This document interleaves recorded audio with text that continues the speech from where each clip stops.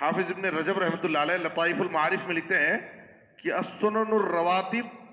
افضل من صلاۃ اللیل عند جمہور العلماء. یہ بڑی اہم بات ہے. ہم لوگ تہجد کی نماز، رات کی نماز کی اتنی اہمیت جانتے ہیں. حافظ ابن رجب رحمۃ اللہ علیہ کہتے ہیں کہ جمہور علماء کے نزدیک، یعنی اکثر علماء اور محدثین کے نزدیک یہ فتویٰ ہے کہ سنن رواتب، یہ 12 رکعت سنتیں، رات کی نماز تہجد کی نماز سے افضل ہیں. اگر کوئی شخص ان سنتوں کی پابندی کرتا ہے تو رات کی نماز کا جو اجر و ثواب ہے اللہ تعالیٰ اس سے بھی زیادہ اجر و ثواب اس شخص کو دے دے گا جو ان سنتوں کی پابندی کر لے. اور اگر کوئی شخص سنتوں کی پابندی بھی کرتا ہے اور اس پر تہجد گزار بھی ہے تو یہ اس کے لیے اور بڑی فضیلت.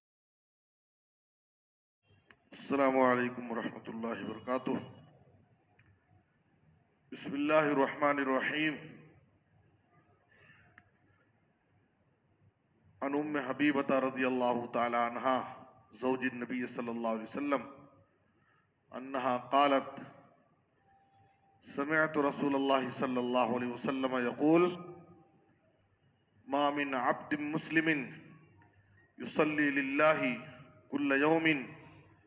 سنتی عشرۃ رکعۃ تطوعا غیر فریضۃ الا بنى اللہ له بیتا فی الجنہ. رواہ مسلم. محترم حضرات، صحیح مسلم کی اس حدیث میں نبی صلی اللہ علیہ وسلم نے سنن رواتب یا سنن موقدہ کی فضیلت بیان کی ہے. سنن رواتب یا سنن موقدہ وہ سنتیں جو نبی صلی اللہ علیہ وسلم کے قول و عمل سے ثابت ہیں اور ان سنتوں پر نبی صلی اللہ علیہ وسلم نے پوری زندگی مداومت اختیار کی ہے، پابندی کی ہے. تو فرض نماز سے پہلے اور بعد کی جو سنتیں ہیں جن کی کل تعداد 12 رکعت ہے، اور دوسری حدیث میں جس کی تفصیل بھی ثابت ہے، فجر کی نماز سے پہلے 2 رکعت سنت، ظہر سے پہلے 4 رکعت سنت، ظہر کے بعد 2 رکعت سنت، مغرب کے بعد 2 رکعت سنت، عشاء کے بعد 2 رکعت سنت. تو یہ کل 12 رکعت ہیں جن کو سنن موقدہ یا سنن رواتب کہا جاتا ہے. ام حبیبہ ام المومنین رضی اللہ تعالیٰ عنہ فرماتی ہیں کہ میں نے رسول اللہ صلی اللہ علیہ وسلم سے یہ حدیث سنی، کوئی بھی مسلمان بندہ ہر دن پابندی کے ساتھ اللہ کے لیے اگر 12 رکعت سنتیں پڑھتا ہے تو اللہ تعالیٰ اس کے لیے جنت میں گھر بنائے گا. ام حبیبہ رضی اللہ تعالیٰ عنہ کہتی ہیں کہ میں نے رسول اللہ صلی اللہ علیہ وسلم سے جب یہ حدیث سنی تو میرے دل میں جنت میں گھر بنانے کا اشتیاق پیدا ہوا، اور اس دن سے فما ترکتہن منذ سمعتہن من رسول اللہ صلی اللہ علیہ وسلم، جس دن سے میں نے رسول اللہ صلی اللہ علیہ وسلم سے یہ حدیث سنی اس دن سے میں نے کبھی یہ سنتیں 12 رکعت اپنی زندگی میں نہیں چھوڑی. تو ان سنتوں کی بڑی اہمیت ہے. صحیح بخاری کی حدیث میں ہے کہ کان لا یدعو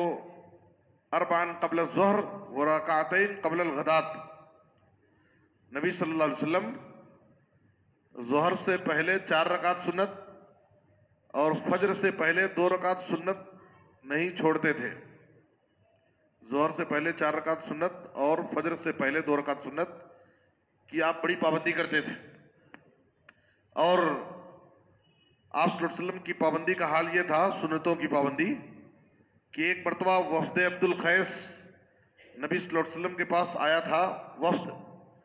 جب آپ کے پاس وفود آتے تھے تو نبی صلی اللہ علیہ وسلم وفود کا بڑا خیال رکھتے تھے، ان کا استقبال کرتے اور ان کے لیے خصوصی آپ لباس کا بھی اہتمام کرتے تھے. اور ان کے لیے ہر وقت نکالتے تھے ان سے ملاقات کرنا۔ وفود کا مطلب یہ ہے کہ کوئی خاص جماعت کسی قبیلے سے، کسی قوم کی طرف سے منتخب ہو کر کے آتی تھی کسی مسئلے کو لے کر کے، تو نبی صلی اللہ علیہ وسلم باقاعدہ مرحبا بالقوم مرحبا بالوفد ان کا استقبال کرتے، ان کے ساتھ بیٹھتے، ان کے مسائل کو سنتے، ان کو دین کی بنیادی باتیں سکھاتے۔ تو وفد عبد القیس جب آپ کے پاس آیا تھا تو ان سے مشغول ہونے کی وجہ سے ان کے ساتھ ظہر سے کے بعد کی 2 رکعت سنت آپ نہیں پڑھ سکے تھے،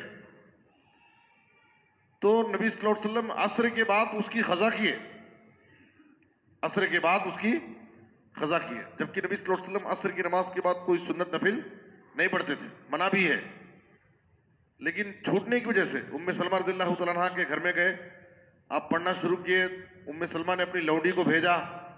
اور کہا کہ جاؤ پیچھے سے نبی صلی اللہ علیہ وسلم سے کہو گی آپ تو عصر کے بعد نفل سنت پڑھنے سے منع کرتے ہیں، آپ یہ کون سی نماز پڑھ رہے ہیں، یاد دلاؤ، اگر آپ اشارہ کریں گے تو خاموش رہنا۔ تو لوڈی آئی اور بتائی تو نبی صلی اللہ علیہ وسلم اشارہ کیے،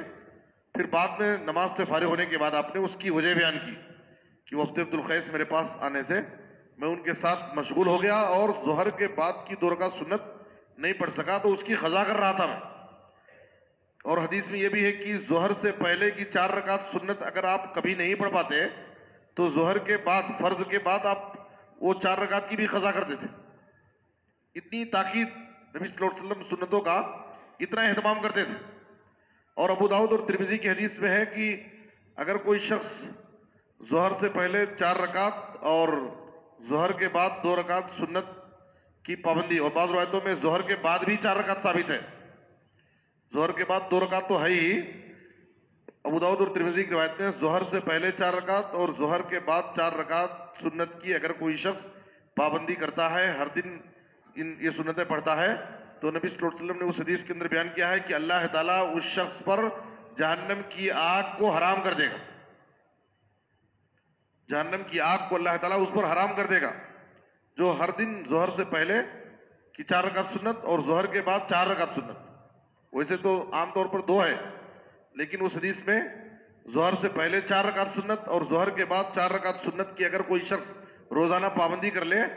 تو اللہ تعالیٰ اس شخص پر جہنم کی آگ کو حرام کر دے گا۔ یہ سب سنتوں کی فضیلتیں ہیں، اور اگر کوئی شخص سنتوں کی پابندی کرتا ہے تو اس کے لیے فرض نمازوں کی پابندی اور فرض نمازوں کو جماعت کے ساتھ پڑھنے کی پابندی کوئی مشکل نہیں، بہت آسان ہے، بلکہ جماعت کا چھوٹنا اس کے لیے بھی مشکل ہو جائے گا۔ تو اس لیے سنتوں پر توجہ دینی چاہیے۔ حافظ ابن رجب رحمۃ اللہ علیہ لطائف المعارف میں لکھتے ہیں کہ السنن الرواتب افضل من صلاۃ اللیل عند جمہور العلماء۔ یہ بڑی اہم بات ہے، ہم لوگ تہجد کی نماز، رات کی نماز کی اتنی اہمیت جانتے ہیں، حافظ ابن رجب رحمۃ اللہ علیہ کہتے ہیں کہ جمہور علماء کے نزدیک،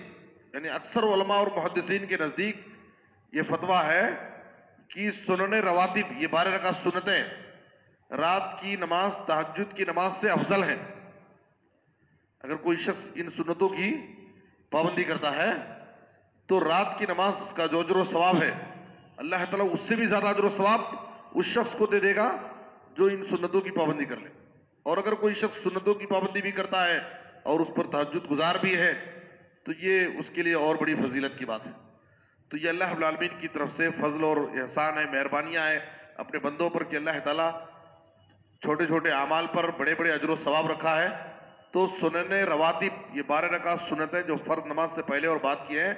ان کی ہمیں پابندی کرنی چاہیے اور اس کا اہتمام کرنا چاہیے۔ عام طور پر لوگ نماز ختم ہوئی، درس ختم ہوا، سیدھے نکل جائے، یا جو بھی نماز، صرف مغرب کی نماز ہی نہیں، نمازوں سے پہلے نماز میں سیدھے جماعت میں شامل ہوئے۔ ہمیں امید ہے کہ ہو سکتا ہے گھر میں سنت پڑھ کے آتے ہوں، اور گھروں میں سنت پڑھنے کی فضیلت اور ہے۔ تو بہرحال سنتوں کی پابندی کرنا چاہیے، خاص طور پر ہماری مساجد میں، اہل حدیث مساجد میں سنتوں کا اہتمام بہت کم ہوتا ہے، اور یہ ہماری مساجد پر یہ الزام بھی ہے کہ ان کے پاس سنتوں کا کوئی مسئلہ نہیں ہے، سنتوں کی پابندی نہیں ہے، اور یہ الزام بہت حد تک حقیقت بھی ہے کہ ہمارے پاس سنتوں کا اہتمام بہت کم لوگ کرتے ہیں۔ تو تو اس لیے سنتوں کی بھی بڑی فضیلت ہے، اور سنتوں کی پابندی کرنے والا فرض نمازوں کی ضرور پابندی کر لے گا اور جماعت کی بھی پابندی کر لے گا۔ اس لیے ہمیں چاہیے کہ ہم فرض نماز کو تو پڑھنا ہی ہے، اگر قیامت کے دن فرض نمازوں کا حساب ہوگا اور فرض نمازوں میں کچھ کمی رہ جائے گی تو اللہ تعالیٰ ان سنتوں اور نفلوں کے ذریعے اس کمی کو پورا کر دے گا۔ تو اس لیے سنتوں کی بھی پابندی کریں۔ اللہ سے دعا ہے کہ اللہ تعالیٰ ہمیں نبی صلی اللہ علیہ وسلم کی تمام سنتوں پر کما حق و عمل کرنے کی توفیق عطا فرمائے، فرائض و واجبات کے ساتھ سنن و نوافل کی بھی پابندی کرنے کی توفیق دے۔ آمین۔ و صلی اللہ علیہ نبینا محمد و آلہ و صحبہ اجمعین۔